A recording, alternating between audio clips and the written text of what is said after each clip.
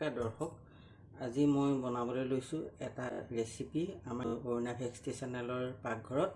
সেয়া হৈছে পোহাৰ কাৰণে মই লৈছোঁ এইটো কাপেৰে 2 কাপ পাতল পোহা। এই পোহাখিনি মই ধুই এইখনত পানী যাবলৈ দি পেলাই এনেকৈ হেৰি কৰি থৈছোঁ। পানীটো যোৱাই শুকুৱাই থৈছোঁ।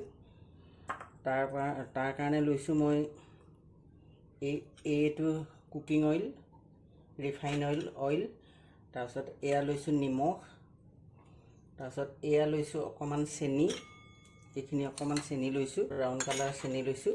তাৰপিছত এয়া লৈছোঁ নৰসিংহৰ পাত বা কাৰি পাত্তা, আৰু এয়া লৈছোঁ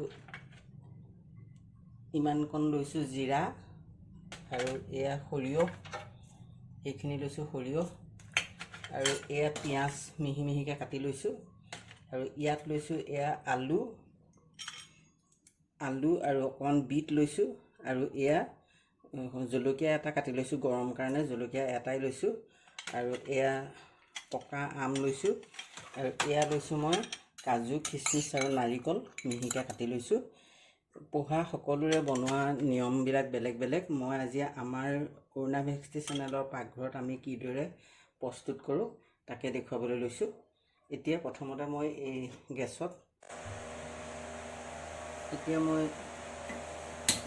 ওপৰত কেৰাহীখন তুলি দিওঁ।